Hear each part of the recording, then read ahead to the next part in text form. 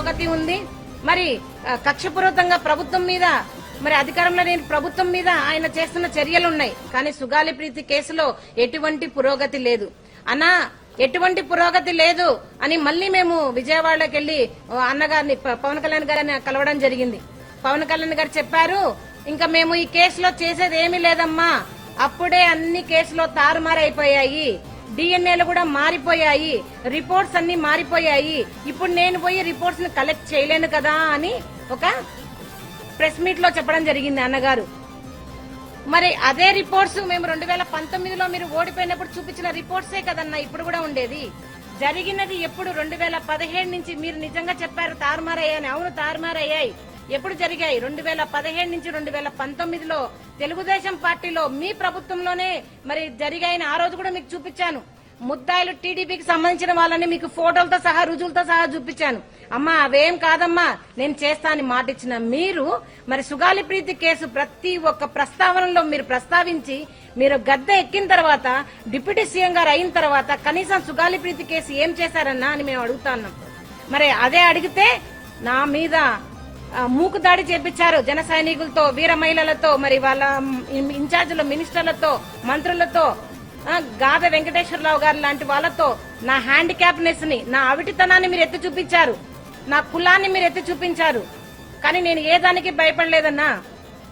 పవన్ కళ్యాణ్ గారు నేను ఒకటే అడుగుతా ఉన్నాను, మరి మీ దగ్గరికి వచ్చినప్పుడు కూడా నేను అవిటిదాన్నే, మీ దగ్గరికి కూడా వచ్చినప్పుడు నేను రెడ్డిదాన్నే, మరి ఎందుకు మీరు నేను న్యాయం చేయండి అని అడిగినప్పుడు మీకు కులం గుర్తొచ్చింది? ఎందుకు మీరు న్యాయం చేయలేరు, మీరు చేయలేకపోతున్నారు అడిగినప్పుడు మీరు మరి నా అవిటితనాన్ని మీరు బయటికి తీసుకురావడం జరిగింది? అంటే అప్పటి వరకు మీరు చెప్పిన మాటలన్నీ, ఇచ్చిన హామీలన్నీ డొల్లనా చెప్పండి.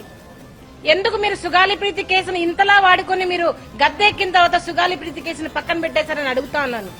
ఇదేనా మీరు మరి జనాలకు మీరు మాట ఇచ్చి చేసేది? మీరు మాట ఇచ్చి మర్చిపోయిన పవన్ కళ్యాణ్ గారని చెప్తా ఉన్నాను.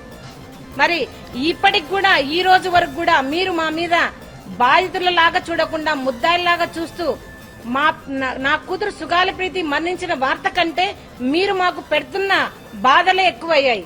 మీరు మానసికంగా మమ్మల్ని చంపేస్తున్నారు, మమ్మల్ని మోసం చేస్తున్నారు. ఇప్పటికి కూడా ఈ కూటమి ప్రభుత్వంలో కొంచెం కూడా మరి చలనం లేదు. మరి పవన్ కళ్యాణ్ గారు నిలదీయాల్సినది 2019 నుంచి 2024 వరకు జగన్మోహన్ రెడ్డి గారిని మీరు అంతగా నిలదీశారు కదా, మరి అదే దాంట్లో ఒక 10% అన్నా మీరు కూటమి ప్రభుత్వాన్ని ప్రశ్నించి ఉంటే ఈ రోజు నా కూతురు కేసుకు ఒక సొల్యూషన్ వచ్చేది. మీరు మరి మోడీ గారితో మాట్లాడండి, మీరు మోడీ గారితో మాట్లాడతా అని చెప్పారు, మరి సిబిఐకి ఇప్పిస్తా అన్నారు. మరి మీరు చేసిన హామీలు ఎక్కడికి పోయినాయి? ఎందుకు మీరు సుగాలి ప్రీతి కేసుని ఇంతగా మీరు మోసం చేయాల్సి వచ్చింది? కేవలం మీరు డిప్యూటీ సీఎం రాజకీయాల కోసమే మీరు సుగాలి ప్రీతి కేసును వాడుకొని మమ్మల్ని మోసం చేశారు. మీరు ఇప్పుడు ఒప్పుకోండి, మీరు సుగాలి ప్రీతి కేసును వాడుకొని మాత్రమే మీరు డిప్యూటీ సీఎం అయ్యారని ఇప్పటికైనా మీరు ప్రెస్ మీట్ పెట్టి చెప్పండి. అన్నా మేము ఏ ఆస్తులు అడగడం లేదు, మేము ఏ హోదాలు అడగడం లేదు, మేము ఏ సీట్లు అడగడం లేదు. కేవలం మీరు పిలిపించుకొని 2019లో మాట ఇచ్చారు అన్నా.